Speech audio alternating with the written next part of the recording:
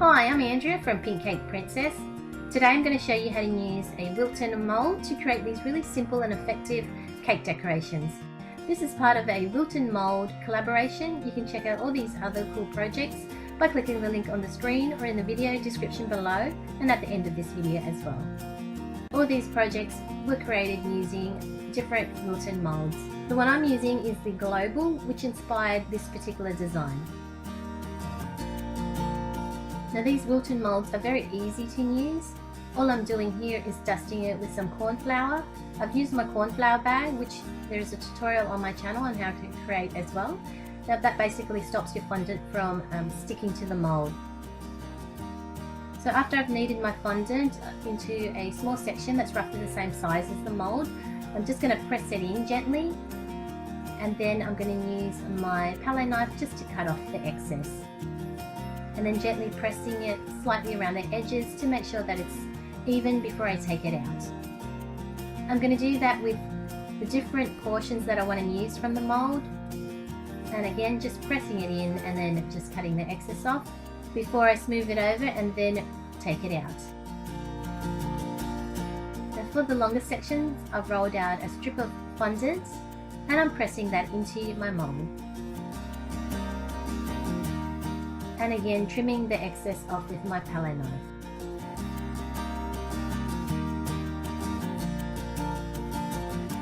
Now gently removing it from the mould, careful not to pull it because you may stretch it if you do so.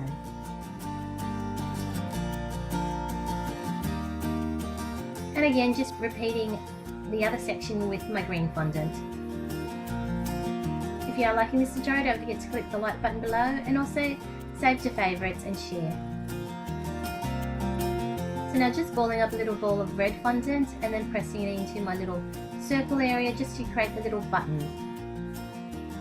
Attaching that with a little bit of water or edible glue, and I've created multiple numbers of each section in the colours that I need.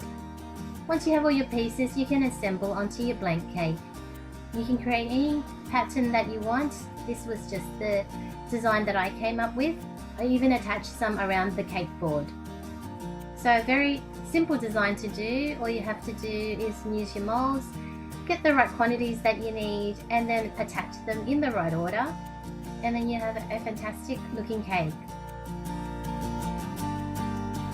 And that's it. That's how easy it is to use your Wilton fondant moulds to create easy and quick cake decorations to make any plain cake a spectacular cake. Click the link to subscribe to see more sweet treats. Hi everyone, and welcome to Creative Cakes by Sharon. Well, it's nearly the 26th of January here, which of course means it's nearly Australia Day for us. So to celebrate, I've taken this classic Australian biscuit, it's our Vovo biscuit, and used it as the inspiration to create this giant-sized Vovo-inspired dessert. For those of you who've had a Vovo biscuit before, I know you're just going to love this dessert. And for those of you who haven't, and also for my international viewers, I know you're just going to love it. It's got 4 layers, a biscuit base, a raspberry and marshmallow mousse, a raspberry jelly, topped with cream and coconut. Guys, if you're not already a subscriber, make sure you click the subscribe button so you can stay tuned to all my creative cakes and desserts as I release them.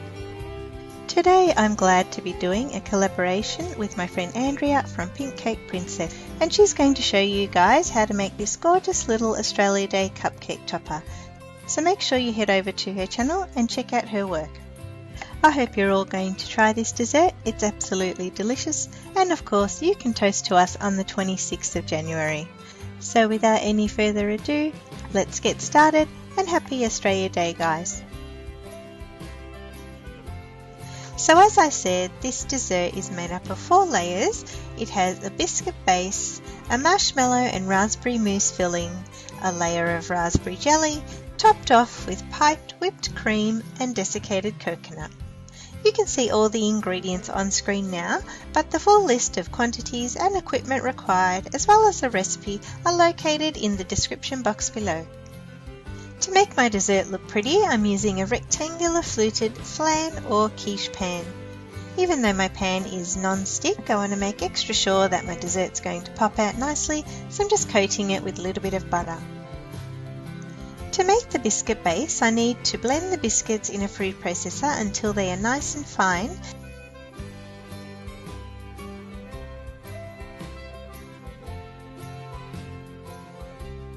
Then add my butter, which I've melted in the microwave. I find that the easiest way to combine the biscuit and the butter is by wearing a disposable glove and using my hands to squeeze the mixture together. Now I can transfer the biscuit mixture into my special pan and press it down firmly, making sure to also press the biscuit mixture up the sides of the pan, as well as creating a base that's approximately half a centimetre thick. Then the base needs to go in the fridge for about half an hour to firm up. While the base is chilling in the fridge, I can start making my mousse filling. So with a small saucepan over a low heat, I'm going to add my raspberries and cook them for a few minutes until they soften up and break down.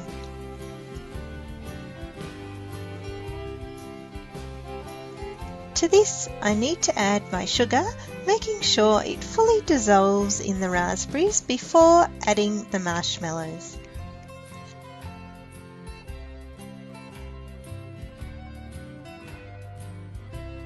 The marshmallows will take about 5 minutes to dissolve, and as soon as they do, I'm going to turn the heat off and leave this mixture to cool down slightly.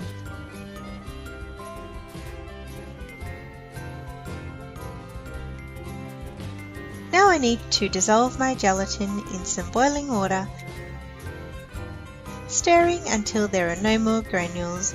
Then this can also sit and cool for a few minutes while I beat the thickened cream I need for my mousse filling to nice soft peaks.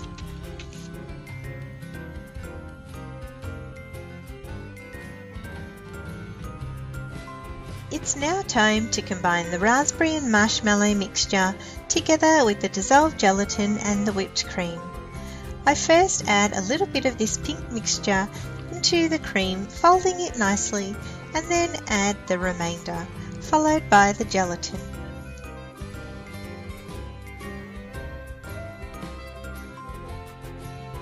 At this point, what I have here could make a dessert all on its own, and you could chill it in a mould to make a delicious mousse. But of course today I'm making my Vovo biscuit inspired dessert, so I need to pour it into my biscuit lined pan and return to the fridge to firm up for about another half an hour. So while the second layer of this dessert is chilling, I need to dissolve my packet of raspberry jelly in some boiling water and cool. After about half an hour, the mousse has firmed up a little and the jelly liquid has cooled down, so I can pour it over, creating the third layer, and then it's back to the fridge for another 30 minutes. So now while the dessert is back in the fridge for the final time, I can prepare my cream topping. As I start to whip the cream, I need to add the icing sugar, and once this has been fully incorporated, I'll add the vanilla extract and the red food colouring. It's important to add all these ingredients before the cream reaches firm peaks, otherwise it could all separate and become one gluggy, runny mess.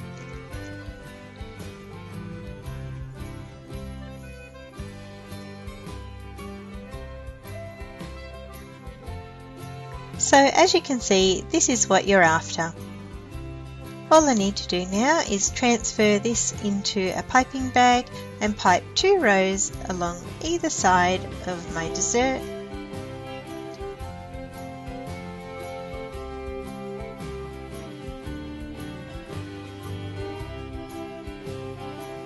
Followed by a nice generous sprinkle of coconut over the entire dessert, forming the fourth and final layer.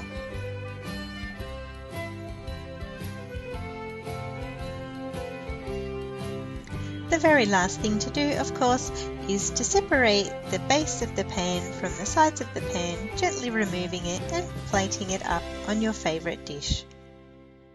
So guys, I hope you enjoyed watching me create my giant Vovo dessert, inspired of course by our traditional Aussie Vovo biscuit.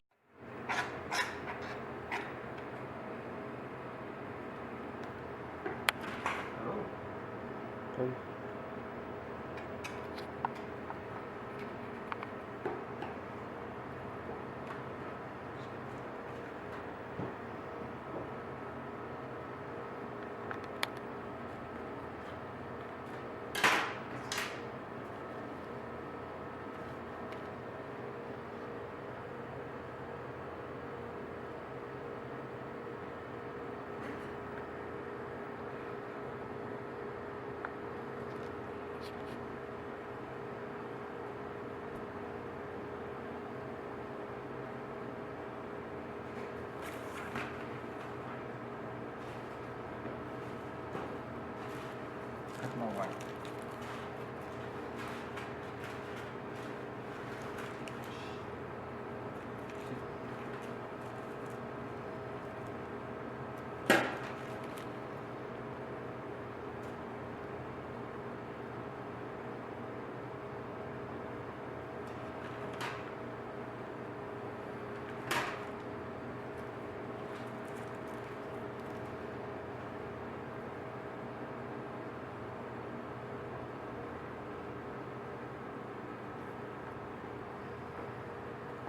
Berasa.